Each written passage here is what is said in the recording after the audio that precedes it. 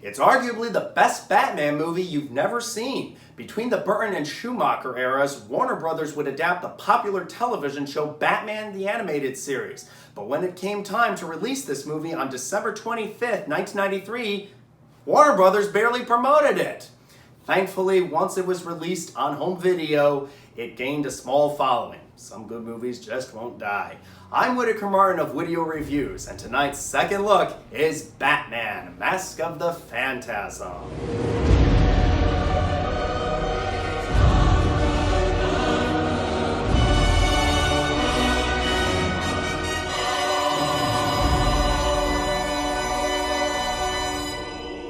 Batman Mask of the Phantasm is an interesting entry to the Batman canon. This release offers the usual elements like dastardly villains, Gotham corruption, and an ever-brooding anti-hero, but you've also got edgy animation, a villain written specifically for the film, and a surprisingly high level of focus on the character of Bruce Wayne. More so, I would argue, than what was offered in the live-action contemporaries being released around the same time. In this film, Batman has to track down the aforementioned Phantasm, a new vigilante who's being confused with the Caped Crusader. Chucky saw. Batman! How'd you get here?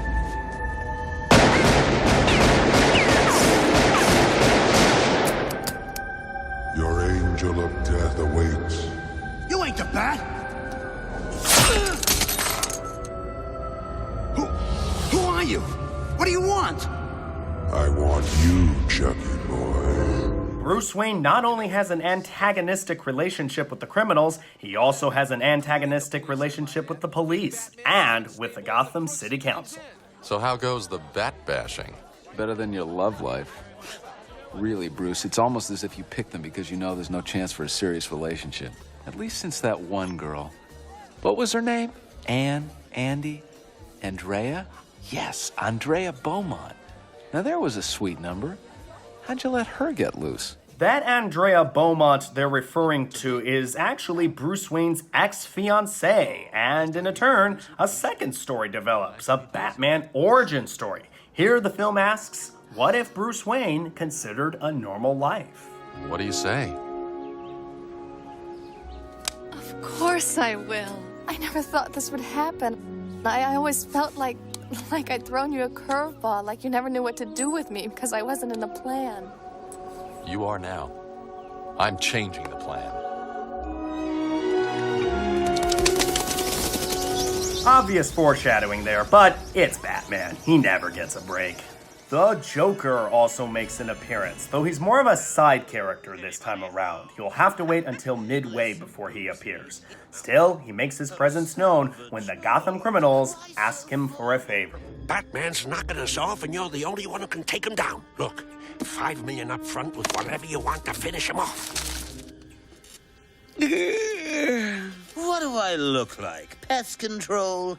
Think, you fool. Once he gets me, how long till he gets you? You know what I'm talking about. Your hands are just as dirty. Dirtier. Don't touch me, old man. I swear, one of these days, the Gotham gangsters will learn not to make deals with the Joker. Other characters appear as well, including Alfred the Butler and Commissioner Gordon, though the latter's role is very brief, so it's really the aforementioned four components that make up the crux of the story. Writers Alan Burnett, Paul Dini, Martin Pascal, and Michael Reeves managed to seamlessly weave these storylines together. We've got themes of love, guilt, regret, and vengeance going on. There's a lot to this film.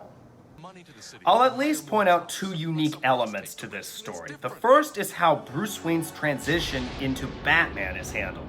For example, look at these three introductions to the Batman. Notice a pattern? I'm not going to kill you. I want you to do me a favor. I want you to tell all your friends about me. What are you? I'm Batman. What the hell are you? I'm Batman. Emmett, this is my boyfriend, Batman. I'm Batman. Okay, the last one's from a comedy, but the point is, Batman is here and everything is awesome. Now, look at how the introduction of Batman is handled in Mask of the Phantasm.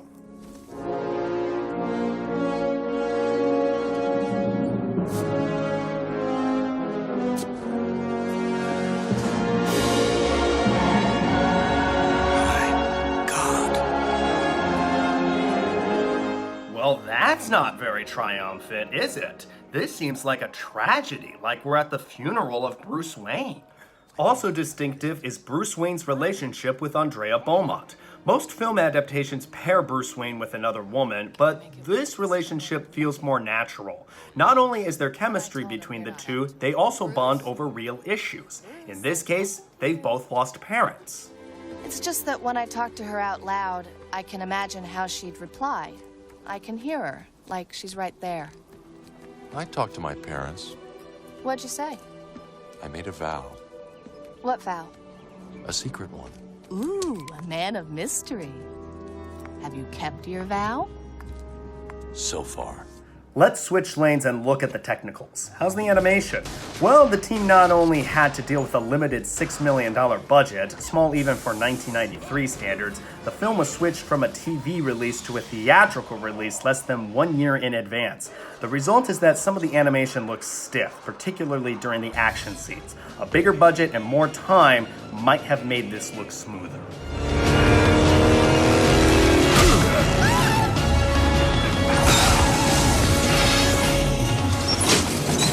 But I do want to emphasize that despite these limitations, most of the film does look very good. The towering and imposing Gotham City, the Art Deco design of the buildings, plus some of the character designs make it seem as though the Prohibition gangster era never left. This is an appropriately hostile environment for Batman. A large team of directors led this project. I hope I can get the names down.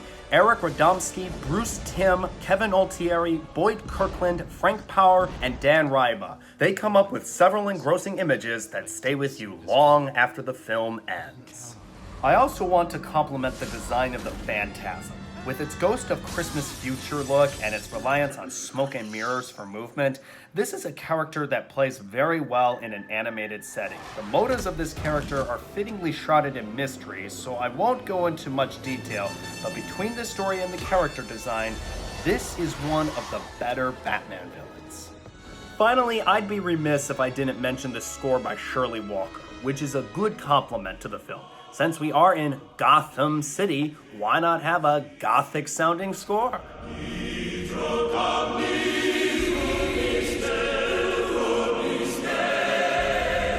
For the voice acting, I'll give a shout out to 3 performers. Kevin Conroy makes for a stern Batman and a vulnerable Bruce Wayne. He's able to cover all of the bases with this character. Dana Delaney voices Andrea Beaumont with the right amount of confidence, sass, and internal conflict. The Joker is voiced with sinister glee by Mark Hamill, whom I get the impression was flaring his teeth into the microphone the whole time. That's right, Hearty. Bring in the press, why don't you? What a photo op! The councilman and his wacky pal. Well, considering he's always got that big grin, I guess Mark Hamill made the right call. With so many elements going on, one would think this has the makings of a great Batman epic like the Christopher Nolan interpretations. However, Mask of the Phantasm is a short film, just 76 minutes in length, with almost 6 of those minutes dedicated to the credits. But I think that goes to show just how tight the storytelling is. There are no wasted storylines, no wasted characters. Everything connects to the very end. Everyone's going to have their personal preferences on what the best interpretation of Batman is, but if I were to rank the theatrical releases, I would probably put this below the Nolan features, but above the Burton ones. I find its focus on how Bruce Wayne became Batman to be unique among live-action Batman adaptations, at least until Batman Begins came out. The characters of the Phantasm and Andrea Beaumont, both of whom were written specifically for this film, sufficiently add to the Batman mythos. With good animation and a tight, thematically deep storyline, I think this is not only an upper-level Batman movie, but an upper-level film, period.